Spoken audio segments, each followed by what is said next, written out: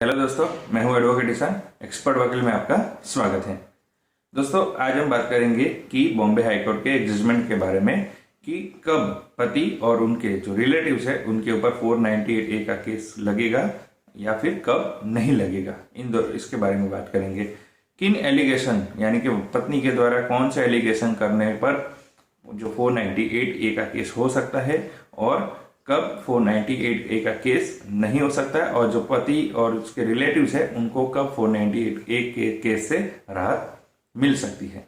तो वीडियो को अंत तक जरूर देखिएगा ताकि आपको इन्फॉर्मेशन पूरी मिल सके। और अगर आपने अभी तक हमारे चैनल को सब्सक्राइब नहीं किया है तो अभी सब्सक्राइब कर लीजिए और साथ ही में बेल आइकन भी दबा दीजिए ताकि ऐसे लीगल नॉलेज और लीगल वीडियो जैसे अपलोड हो आप तक नोटिफिकेशन तुरंत पहुंच सके। तो चलिए शुरू करते हैं।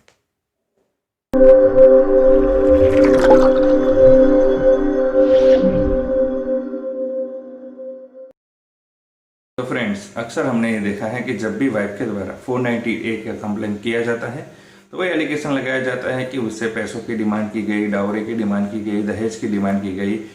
तो अक्सर 498A हस्बैंड और उनके रिलेटिव्स के ऊपर लगा दी जाती है, जो कि जो वाइफ के द्वारा जो भी नाम दिए जाते हैं उन सब पर यह धारा लगा दी जाती है। लेकिन बॉम्बे हाईकोर्ट के एक ऐतिहासिक फैसले में यह कहा, जो कि Kamlesh Lohia versus state of Maharashtra के केस में बॉम्बे हाईकोर्ट ने यह कहा कि अगर 498A की अगर सारी कंडीशनें, सारी शर्तें अगर फुलफिल नहीं होती है तो 498A का केस नहीं हो सकता है। यानी कि जो सारी कंडीशनों में क्या आता है, सारी शर्तें क्या है 498A की, कि क्रुअलिटी, उत्पीड़न या प्रताड़ना अगर नहीं है, अगर ऐसा कोई एलिगेशन नहीं है कि क्रुअलिटी की गई है या फिर प्रताड़ना की गई है या टॉर्चर किया गया है, अगर ऐसा कोई एलिगेशन नहीं है तो 498A नहीं हो सकती है। यानी कि केवल पैसों की डिमांड करना या डाउरी की डिमांड करना, लेकिन जो उत्पीड़न है या फिर प्रताड़ना है, क्रुअलिटी है, उसका कोई एलिगेशन नहीं है तो 498A नहीं हो सकती है।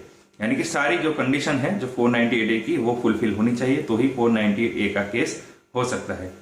और इसी केस में बॉम्बे हाईकोर्ट ने यह भी कहा कि इसमें यह भी देखा जाएगा कि जो हस्बैंड के रिलेटिव्स है जिनके ऊपर 498A का एलिगेशन है वो कहाँ रहते हैं, यानी कि दूर रहते हैं या नजदीक रहते हैं, और वो अगर इतने दूर रहते हैं कि वहां से ये आके प्रताड़ना, उत्पीड़न कर सकते हैं या नहीं कर सकते, वो देखा जाएगा। यानी कि जो आरोप है उसमें कितना दम है, कितना मतलब सच्चाई है, वो चेक किया जाएगा। केवल एलिगेशन कर देने से ही जो रिलेटिव्स है हस्बैंड के, उनके ऊपर 498A नहीं लगाई जा सकती। अगर वो दूर रहते हैं और ऐसा संभावित होता है कि वहां इतने दूर से आकर प्रताड़ना करना संभव नहीं है तो ऐसे में जो हस्बैंड है उनके माता पिता या फिर उनके रिलेटिव है जो कि उनके ऊपर 498A नहीं लगाई जा सकती। यानी कि ये जो हाईकोर्ट का जो फैसला है वो पूरी तरीके हस्बैंड की फेवर में है, जिसमें ये कहा है कि अगर 498A में उत्पीड़न, प्रताड़ना, क्रुअलिटी अगर ऐसा मेंशन नहीं है, अगर ऐसा कोई एलिगेशन नहीं है और उस जो 498A की अगर सारी शर्तें कंप्लीट नहीं होती है तो 498A का केस नहीं हो सकता। और इसके साथ साथ अगर जो रिलेटिव्स है वो बहुत दूर रहते हैं जिससे वहां से आकर प्रताड़ना करना लगभग असंभव है तो उनको भी इस कानून से, उनको भी इस धारा से अलग रखा जाएगा। तो ये जो फैसला है बॉम्बे हाईकोर्ट का Kamlesh Lohia versus state of Maharashtra में, वो हस्बैंड की फेवर में है। इस जजमेंट की कॉपी आप डिस्क्रिप्शन के लिंक से ले सकते हैं, उसे डाउनलोड भी कर सकते हैं। तो दोस्तों, कैसी लगी इन्फॉर्मेशन जरूर बताइएगा। दोस्तों, अगर आपको ये वीडियो अच्छा लगा है तो इसे लाइक कीजिए, शेयर कीजिए। कोई सवाल हो तो कमेंट कर सकते हैं या फिर हमारे नंबर पर कॉल कर सकते हैं या फिर आप व्हाट्सएप भी कर सकते हैं। दोस्तों, अगर आपने अभी तक हमारे चैनल को सब्सक्राइब नहीं किया है तो अभी सब्सक्राइब कर लीजिए और बेल आइकन भी दबा दीजिए ताकि ऐसे ही लीगल नॉलेज और लीगल वीडियो जैसे अपलोड हो आप तक नोटिफिकेशन तुरंत पहुंच सके।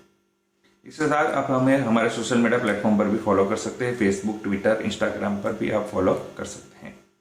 और इस वीडियो को पूरा देखने के लिए